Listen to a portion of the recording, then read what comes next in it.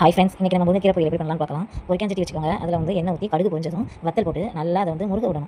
வத்தல் வந்து நல்லா முருகினதும் பல்லாரி பெரிய வெங்காயத்தை நறுக்கி அதை போட்டு நல்லா வதக்குங்க. அது நல்லா ப்ரௌன் கலர் ஆகட்டும். அது நல்லா ப்ரௌன் கலர் ஆனதுக்கப்புறம் நம்ம உருவி வச்சிருக்கிற முருங்கைக்கீரையை கொஞ்சமாக உள்ளே சேர்த்துக்கோங்க.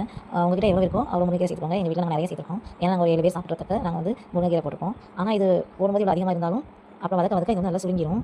அதனால் நீங்கள் உங்களுக்கு எவ்வளோ தேவையோ அதுக்கேற்ற மாதிரி போட்டுக்கோங்க. முருங்கைக்கீரையை வந்து நல்லா போட்டுக்கோங்க.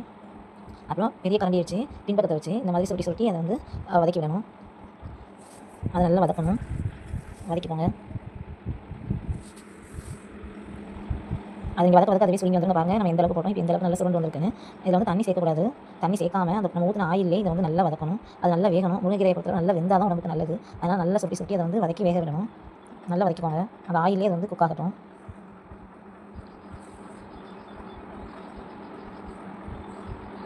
நல்லா வதங்கிருச்சு. நம்ம தேவைக்கு ஏற்ப சால்ட் உப்பு, கல் உப்பு போடாமல் சால்ட் உப்பு போட்டுக்கலாம்.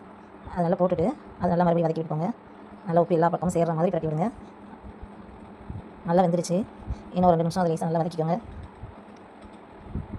நல்லா கலர் வந்து கொஞ்சம் நல்லா சேஞ்ச் ஆகணும். நமக்கு முருங்கைக்கீரை தயாராகிட்டு ஒரு நல்ல டேஸ்ட்டான முருங்கைக்கீரை வந்து இப்போ தயாராகிட்டு. தேங்க்யூ.